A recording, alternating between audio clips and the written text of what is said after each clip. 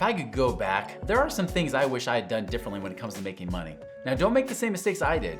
Watch the end for my top 5 things I wish I had known before I was 23 years old. All right, so number 1, read Rich Dad Poor Dad. I mean, I know it's kind of like the investment Bible, of sorts, but that perspective, allowing you to go from just working a job, going to college, working really hard, and then hopefully someday you'll have a retirement. That kind of thing is just not working, okay? So reading Rich Dad Poor Dad, for me, I remember I was actually 24 when I read that book for the first time, and it blew my mind, right? It really got me in a different way of thinking. It made me want to be an entrepreneur and an investor. And that's the thing you want to inspire. I mean, I recommend even before, definitely well before you're 23 years old. Once you're a teenager, at least by the time you're a teenager, start reading that book, because it's so important to learn the difference between living that status quo lifestyle that keeps you broke versus living a rich and prosperous life that creates more freedom. And man, if I had not just read Rich Dad Poor Dad, but actually knew how to apply it before I was 23 years old, oh my goodness. It wouldn't have been 28 years old when I was financially independent. I could have been financially independent maybe after college. Who knows? So definitely recommend that book. That is a must read for anybody that's a teenager or into their 20s. All right, number 2, don't fear debt. The problem is that when you're growing up, whether it's in high school, if they happen to teach a financial literacy class,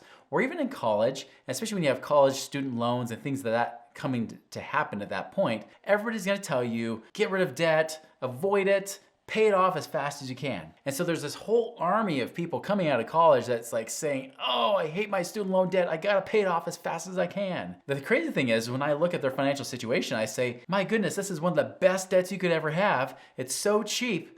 We can invest money and make way more than that debt. In fact, we can put money in investments and like what's taught in Rich Dad Poor Dad, get those investments to pay for your expenses, right? Get those investments, in this case, to pay for your debt. So I teach people not to fear debt, but this is the one key thing, and I teach this to my own children who are now all becoming teenagers or now going into their 20s, is don't fear it, but do respect debt. Respect debt. It can hurt you. I'm not saying everybody should just go crazy and have lots of debt. That's never what I ever say. What I am saying is use debt wisely. I think it's great to use debt. If you're going to use it in a career, use it for your career. Even if it's launching a business, that could be a great way to use debt. You might need to use debt to buy your first home, which is not a bad thing.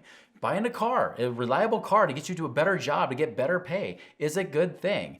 These are good productive uses of debt. But don't live in that belief that debt is always bad, you gotta get rid of it. Instead, warn your children, and I would warn you if you're 23 or younger especially, is that debt is okay as long as it's used wisely. Consumer debt, especially if you're trying to put things on credit cards or the whole buy now, pay later type of things, be very, very careful with that. So be careful with that debt, but don't just live in fear that debt is always bad. Don't believe the Dave Ramseys of the world. It's not true. Debt can be an amazing way to create a lot of wealth if you know how to be responsible with it. It's just like a driver's license, right? You gotta learn how to drive a car. A car can be a deadly thing, but if you don't know how to drive it, it'd be horrible. But if you know how to drive it, you know how to play by the rules and be safe, it can be great. All right, number 3 is avoid your 401k. Now, this also goes against things that you hear about, because once you get into the work environment, right, you start working for corporate America especially, they're all gonna tell you to pack money into those retirement plans. You'll have those benefit specialists like I had when I was in my 20s, where she said, hey, this 401k is the best thing ever. You should put money in this. And besides, even though you don't really pay tax on it now, you'll pay later, but you'll be old, you won't spend money, so you won't need much money and you won't get taxed much. That's so not true, guys. The 401k is locking your money in prison. If you want financial freedom, and this is what I wish I had known before I was 23, because when I was 22, 23 years old, I was loading up my 401k. I was thinking I was the smartest guy ever, and I loved to watch it go up with the markets. I didn't like watching it go down, but I liked watching it go up. And so I would load that 401k up, but guess what? All that money gets locked up in their company. You can't access it. And the only way you can access it really is you can get access to a little bit of it, about half of it, and you have to borrow, right? Why would I want to have to borrow my money, especially if it's not going to really pay me much money? And they make you pay it back very aggressively too. So it's a higher payment. You really don't get a good rate of return on your money that way. So I'd rather have you take that money and keep it in your own power and use that money to invest for, which is my number 4 point, focus on cash flow. Everything's about cash flow. This is the thing I even tell my teenage kids. Cash flow is everything. It's about the income coming in that's most important. It's not about how much you build up in net worth. Being a millionaire is not that cool anyways, guys. There are so many broke millionaires out there because they have assets, but those assets aren't paying them. That's the key. You wanna make sure that if you have assets, they pay you. You want to focus on those assets that actually cash flow. You want that money. And I'm not just talking about even just passive income, although that's very important, but even just being a responsible, wise steward of your resources. When money's coming in, don't blow it all. Don't spend it all. Don't put all your money out to try to buy that nice car. Don't try to spend all your money to buy that next thing or try to catch up to your parents and have that nice house. It's not worth it. Heck, if you got to rent for a while, rent for a while. Do whatever it takes to make sure you have more income coming in than what you're spending. And that difference between your income and the amount you're spending is that money you can then save to then invest to do my fifth point, which is buy real assets. And when I say real assets, what I mean is this. Assets are things that you own, right?